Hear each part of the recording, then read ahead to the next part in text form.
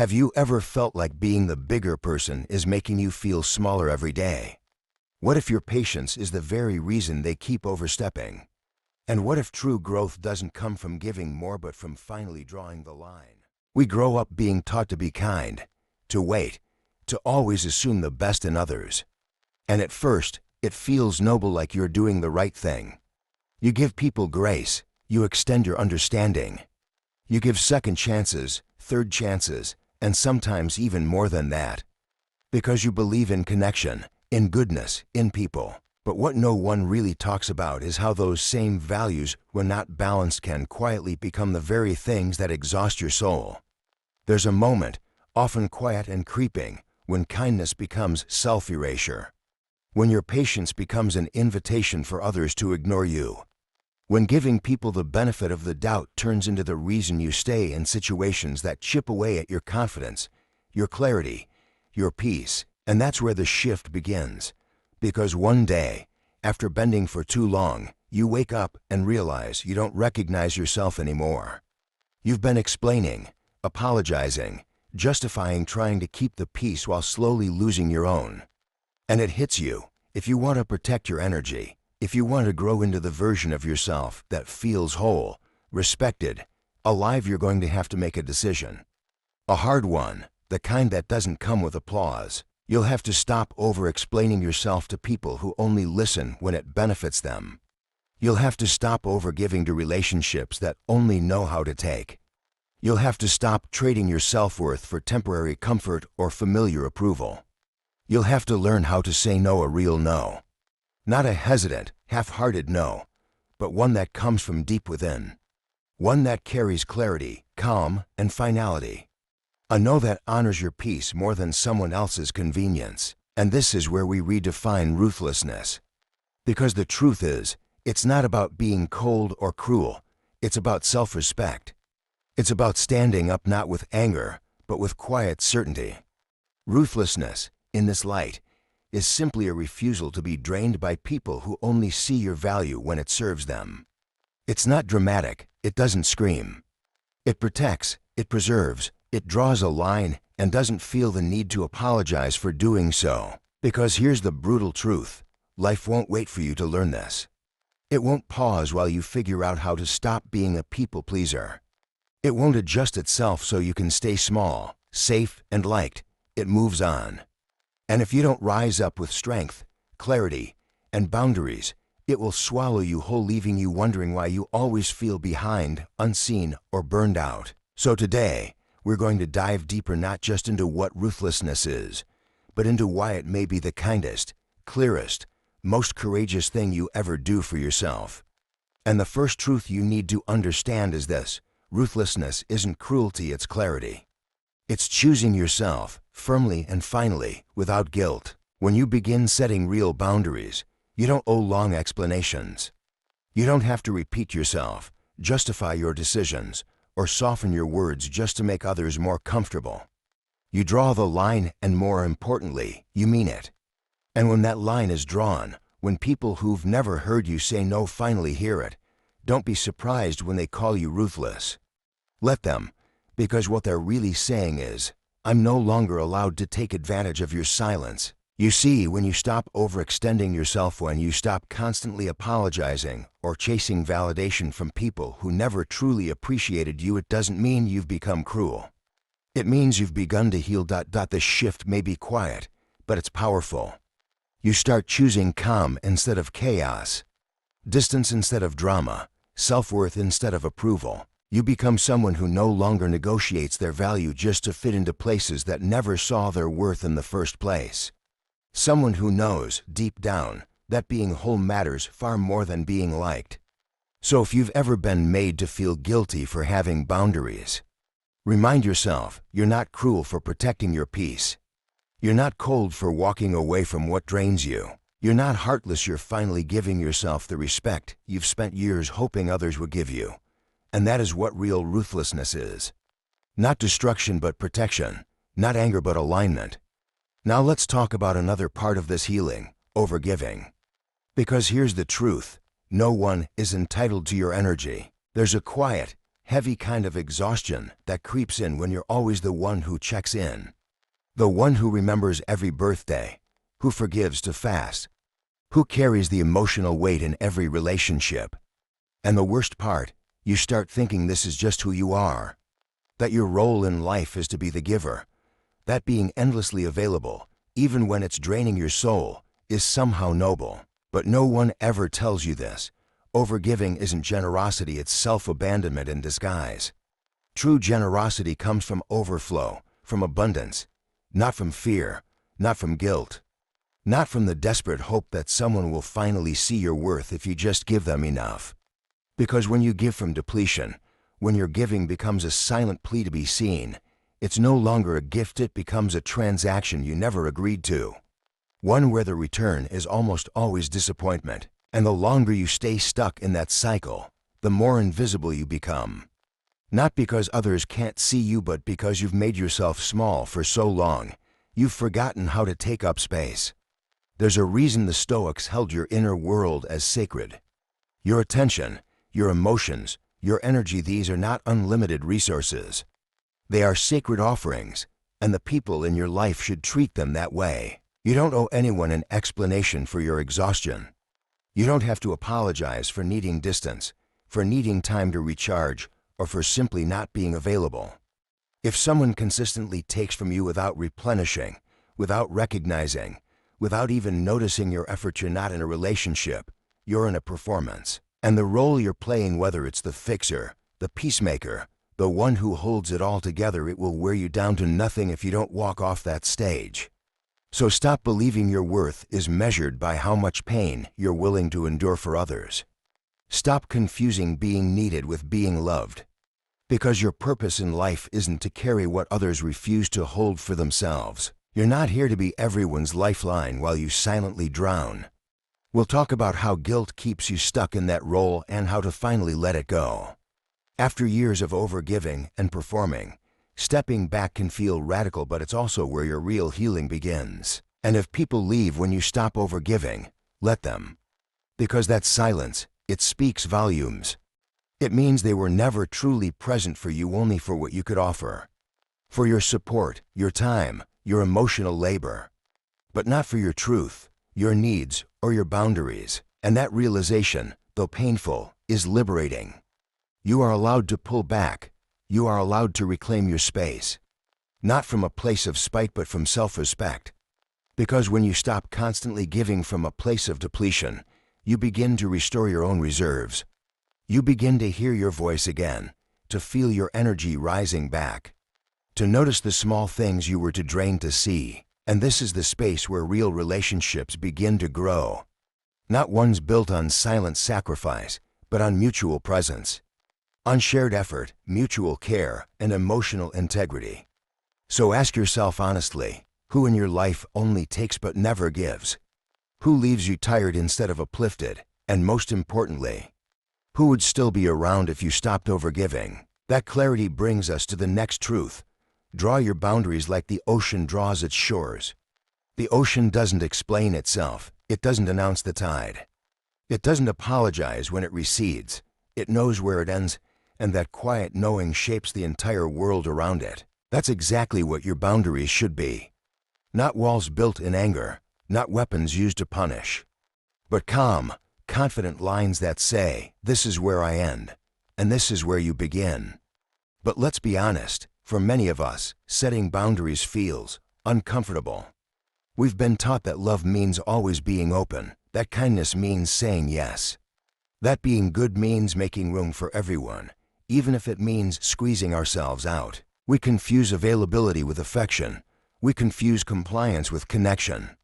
But unfiltered openness, without any balance, eventually invites one-sidedness. It tells others, take what you want, I'll keep bending. That's not kindness, that's surrender. A real boundary isn't about pushing people away, it's about showing them how to stay. It's not about conflict, it's about clarity. It teaches others what honors your space, your energy, your values, and what doesn't. Because when someone crosses your boundary, they're not just testing space, they're testing your self-worth. They're watching to see what you'll tolerate, what you'll excuse, what you'll explain away, and if you let it slide once, they'll try again and again. Until one day, you wake up and realize you're no longer living your life. You're just managing theirs. That's why the Stoics put so much weight on self-governance. Because if you don't take charge of what enters your mind, your space, your focus, you will spend your life in a reactive state. Like a coastline slowly eroded, wave after wave, until nothing solid remains. But here's the part people often miss. Those who genuinely care about you will never be threatened by your boundaries. In fact, they'll respect you more because of them. Boundaries are not about keeping people out. They are about protecting what's within. They create structure, they create emotional safety, and they show the world that you are self-aware enough to know what you need and brave enough to ask for it. So the next time someone crosses the line and expects you to shrink back, to tolerate it, to smile through it, remember the ocean. It doesn't shout, it doesn't force, it doesn't plead, it moves with quiet, steady power.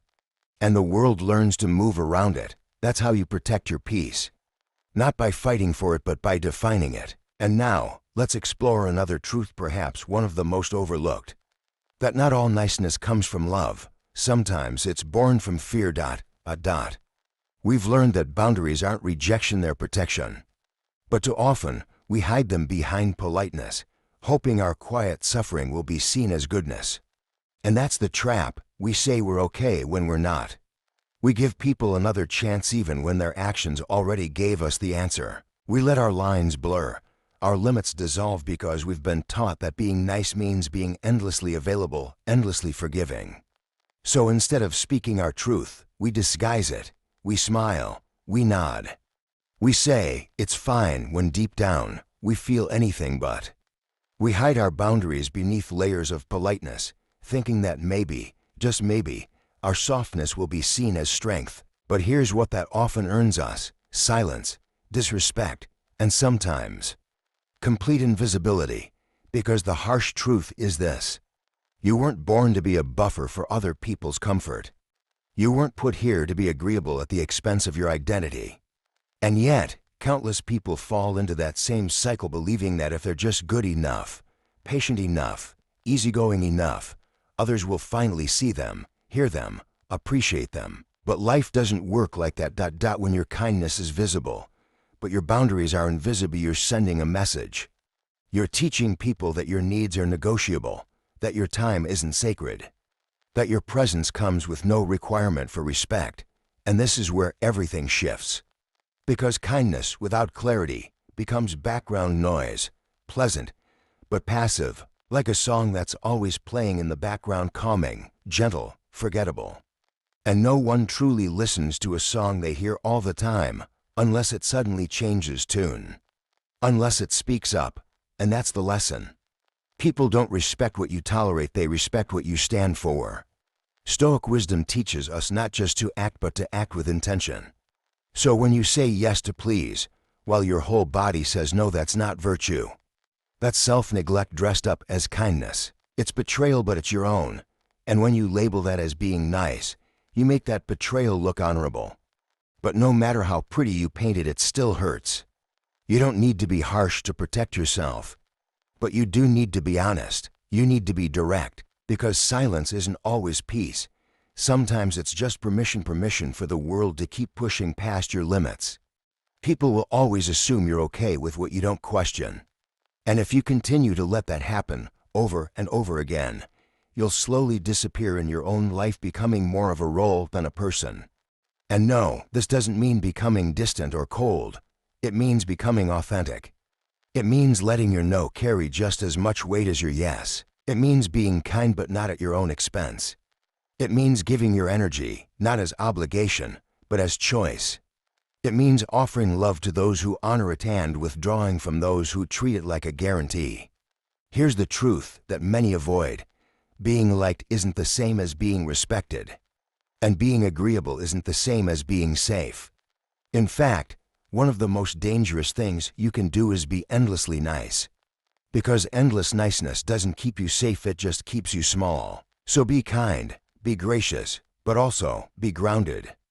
Know the point where kindness ends and self-respect begins. And now, it's time we tackle one of the most deeply ingrained myths of all. That self-sacrifice is always noble. We've seen how being endlessly nice can slowly erase you. But what about sacrifice, the kind that looks virtuous, but quietly wears you down? Because here's the reality we rarely speak about. Self-sacrifice, when done without awareness, becomes a slow form of self-abandonment. At first, it seems harmless, skipping your needs here, suppressing your voice there. You convince yourself it's love, that it's what good people do. But over time, these tiny, repeated choices to put yourself last begin to add up. They pile into something heavy, invisible, unspoken. Until one day, you wake up and realize you've built a life around serving everyone else's comfort while quietly suffocating your own. You've shaped your identity around being needed, not being seen, and the people you've worked hardest to please. They might not even notice if you stopped showing up. That's not love, that's survival mode. And you were not created just to survive the demands of others. You were born to live, breathe, expand, to take up space in your own life. The Stoics remind us to live in accordance with our nature. And your nature isn't to live drained and depleted. It's not to be a well that never refills. It's to live with clarity, with awareness, and with intention. You can love deeply and still protect yourself. You can be generous without becoming exhausted. You can say I care and still say no. These aren't opposites, they're complementary forces. Kindness is not weakened by boundaries, it is strengthened by them. Because true worth is never found in disappearing. You don't become more valuable by fading into someone else's life. You become valuable by showing up fully and unapologetically in your own. So next time you feel the pull to give beyond your limits, pause. Ask yourself, am I giving from a place of love or out of fear? Am I offering this out of confidence or from a hidden insecurity that says, this is the only way I'll be enough? Would I still do this if I believed my worth didn't depend on it? That's where your real power lies, in the pause. Because courage doesn't always roar. Sometimes it whispers. Sometimes it's the quiet, clear refusal to betray yourself again. It's saying no, not to hurt others, but to finally stop hurting yourself. To honor your limits, to protect the version of you that's learning to breathe freely again. Yes, self-sacrifice can be beautiful when it is chosen, not expected, when it comes from fullness, not fear. But when it becomes your only way of relating, when it's the role you feel stuck playing, then it's no longer love. It becomes a cage, a quiet prison made of guilt, silence, and invisible expectations. And here's the truth no one gives you permission to believe. You're allowed to leave that cage. You're allowed to close the door behind you. And you're allowed to say with strength and softness, from this moment on, I choose me. And when you do, you'll start to value something you used to give away too freely, your time. Because the next great shift is realizing, if someone wastes your time, they're wasting your life. Let's talk about that next. When you finally realize your time is sacred, something shifts. You stop seeing it as a courtesy to offer and start treating it as a responsibility to guard. And that's when you begin to notice what you couldn't see before.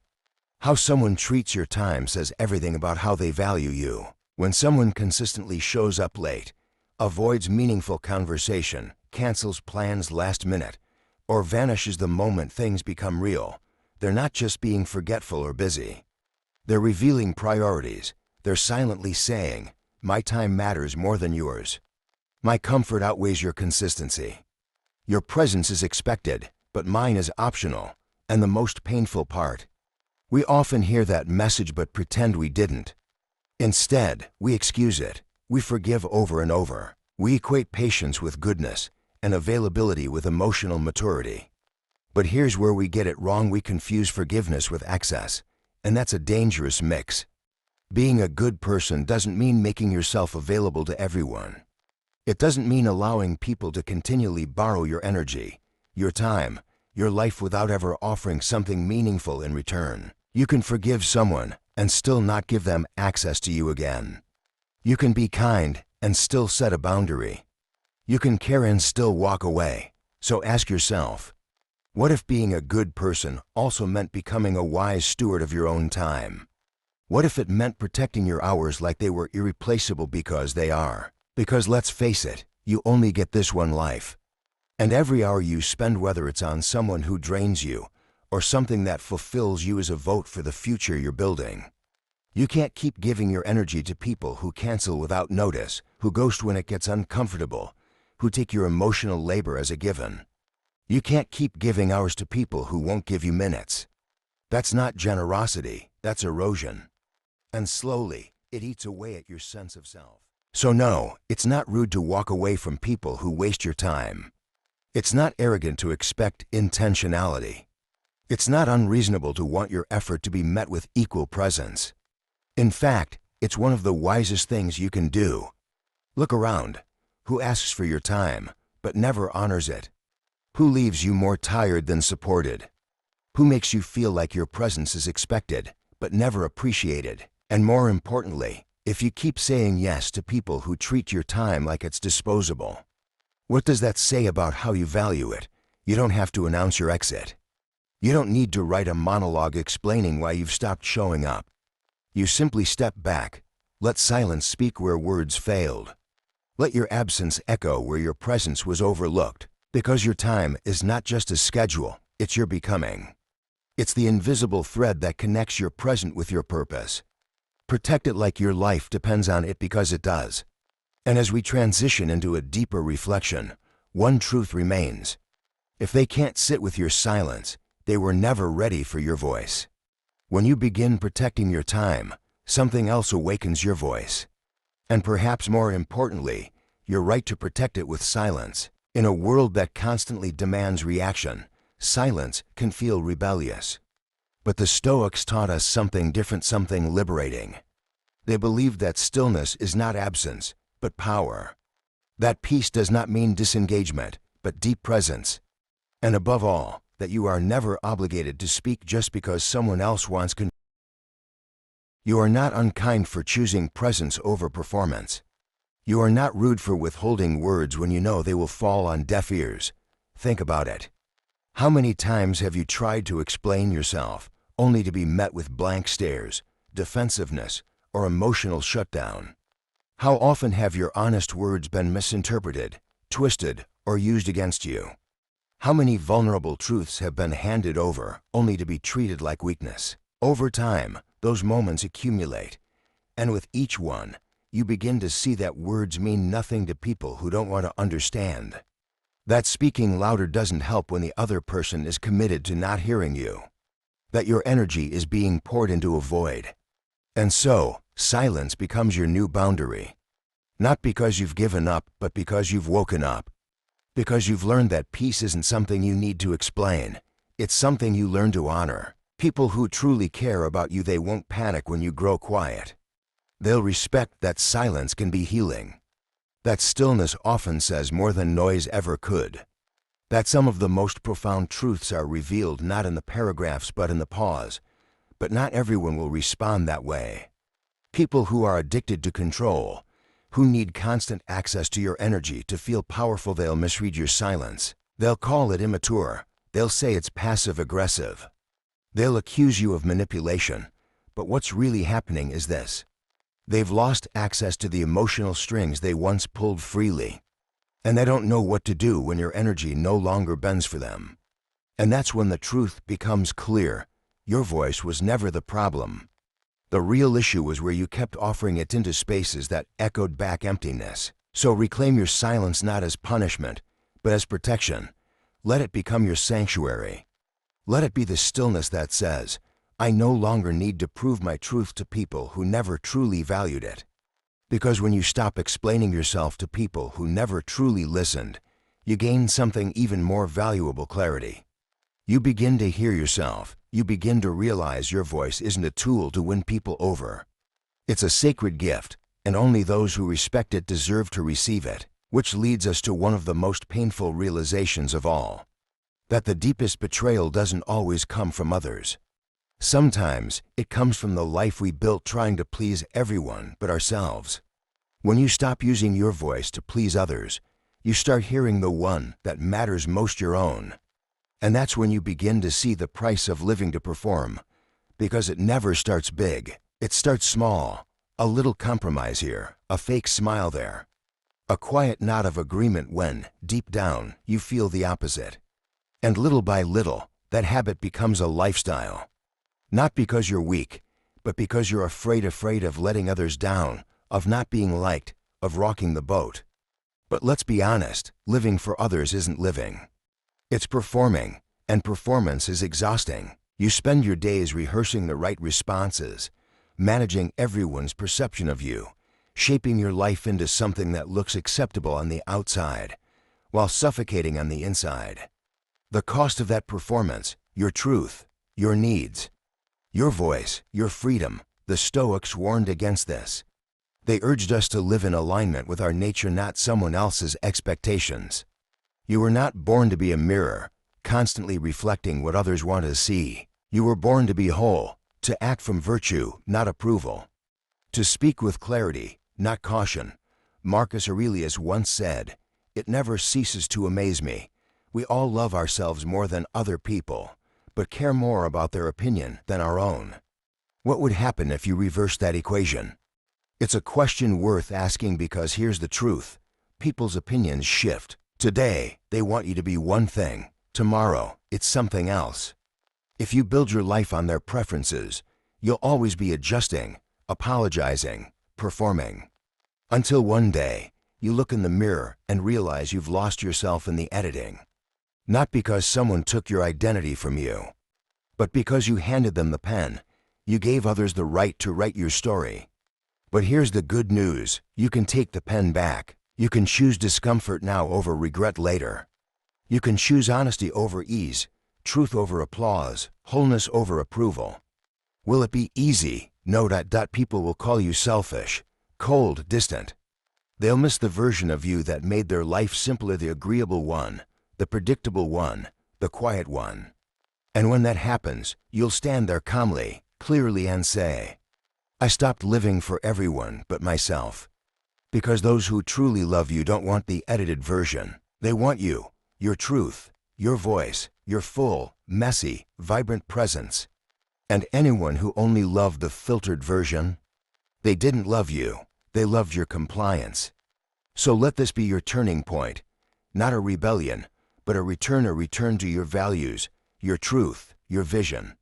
Because the most powerful act of self-respect isn't saying yes to others. It's learning to say yes to yourself. And when you do that, you don't become cruel, you become free. And from that freedom, another truth becomes clear.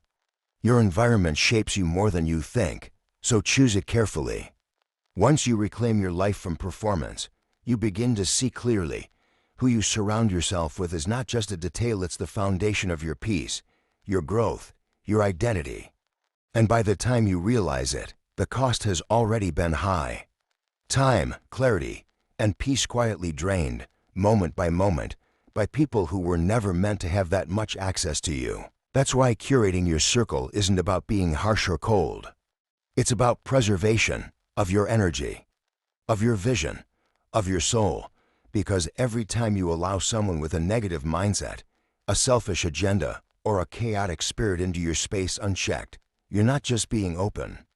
You're opening the door to disorder.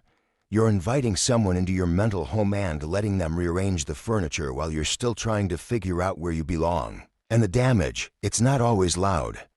It doesn't always come in the form of arguments or betrayal.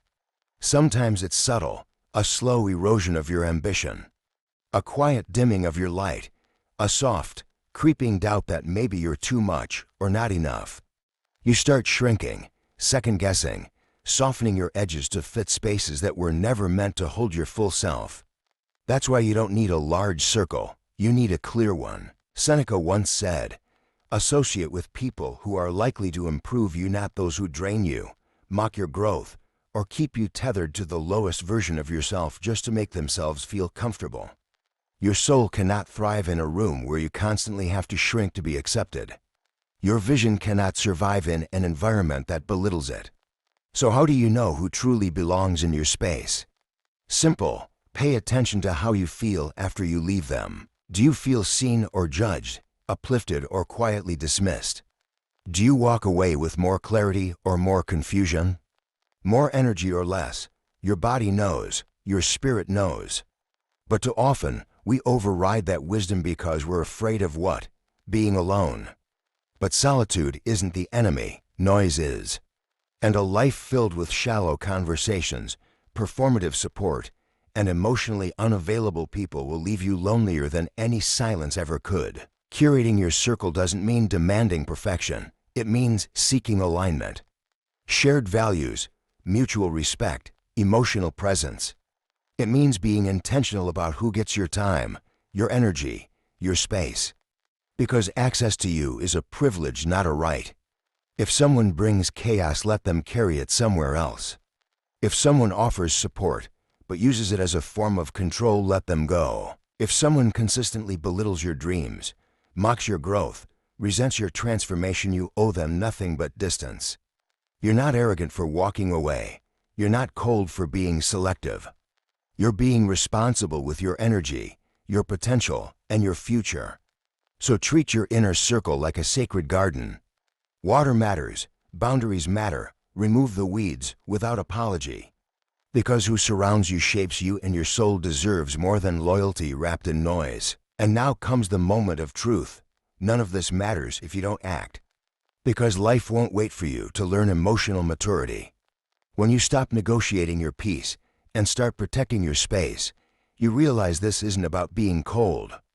It's about being clear, because that's the real cost of emotional immaturity. A life that doesn't truly belong to you. A life shaped by hesitation, not conviction, by pleasing, not choosing. We think of ruthlessness as harshness, but in the Stoic sense, it means something else entirely. It means being clear, unapologetically, unshakably. Ruthlessness, as the Stoics saw it, is not cruelty, it's awareness.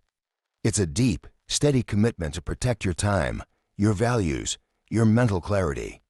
Not out of bitterness, but from a place of purpose. Because once you realize that you don't have forever, something shifts.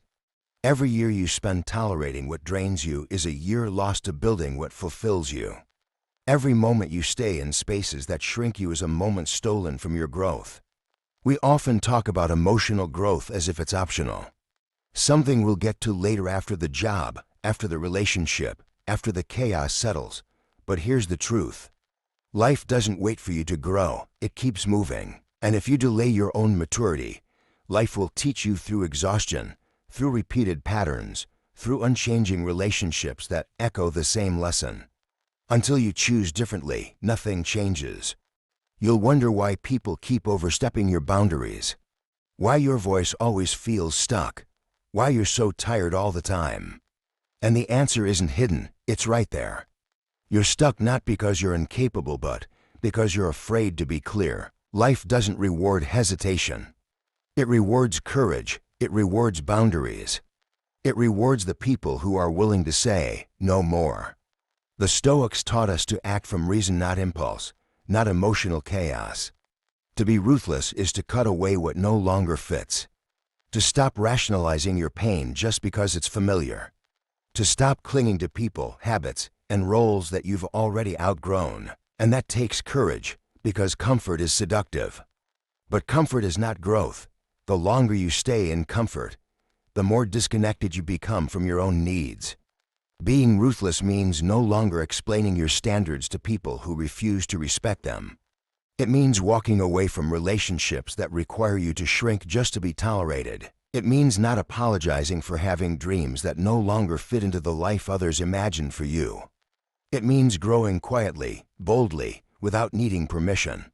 And yes, you will lose people along the way. You will be misunderstood, judged, maybe even labeled too much. But what's the alternative? A life built on guilt. A heart filled with silent resentment. A soul dimmed by endless compromise. You don't need to be violent to be powerful. You don't need to be cruel to be clear. But you do need to be unwavering in your standards, especially when the world tries to blur them. So be ruthless with what drains you. Be ruthless with indecision. Be ruthless with the patterns that keep you stuck. Not because you've hardened, but because you've matured. You've finally realized that your peace, your time, and your purpose are worth protecting. You don't need to ask for permission to grow. You just need to stop waiting for it. Because there comes a moment in every person's life when you stop asking the world for approval and start granting it to yourself. That's what this entire journey has been about. Not harshness, not cruelty, but the quiet, resolute decision to take your life back. One boundary, one clear choice, one unapologetic no at a time. You've learned that taking your life back doesn't begin with noise, it begins with clarity, with boundaries, with truth, and now it begins with you. You've felt the weight of overgiving, how it drains not just your energy, but your sense of identity. You know what it feels like to constantly explain yourself, only to be met with indifference or dismissal. You've lived through the fatigue of tolerating people, roles, and expectations that chipped away at your joy in quiet, invisible ways. But the beauty of awakening is this. You don't have to stay there. You get to rewrite the story. You get to stop dimming your light to fit inside spaces that were never designed for your truth. You get to stop shrinking to make others comfortable. You get to step out of the roles that required you to abandon who you really are and start living as someone who owns every inch of their worth. Because ruthlessness, in its truest, most grounded form, is not cruelty. It's love. Love for your energy, love for your attention, love for the person you're still becoming, not just the person others once knew. It's the calm strength of walking away without bitterness, the quiet clarity of saying enough without guilt, the soft, steady power of choosing yourself not out of spite, but out of respect. Ruthlessness is saying, my time matters, my peace matters, my future deserves better than what I've been settling for. And it's understanding this simple but life-altering truth. The world doesn't get to define your worth. Other people's opinions don't get to shape your peace. Your past doesn't get to chain you to an outdated version of yourself. Only you decide who you become. Only you choose where your life goes next. So as this episode comes to a close, let that truth settle deep into your bones. You are not here to be liked by everyone. You are here to become someone you genuinely respect, someone who lives with strength, with emotional clarity, with unwavering purpose. And that kind of life, it doesn't start with permission. It starts with you refusing to make space for what you've already outgrown. So if this message spoke to something inside of you, take a moment to pause, to reflect, to reset, to reclaim the space you've been giving away too freely. And if you found value in this episode, share it with someone who might need the same reminder. Subscribe, leave a comment, or just to sit with the silence that follows. Because sometimes the loudest transformation begins with one quiet decision. The decision to never go back. If this message resonated with you, don't rush away. Take a breath, let it settle. Let it change something. Then when you're ready, subscribe for more content like this, thoughtful, grounded, and real. Leave a comment not for the algorithm, but for yourself. What's one truth you're ready to stop negotiating? Share this with someone who needs the reminder that clarity is strength and self-respect isn't selfish.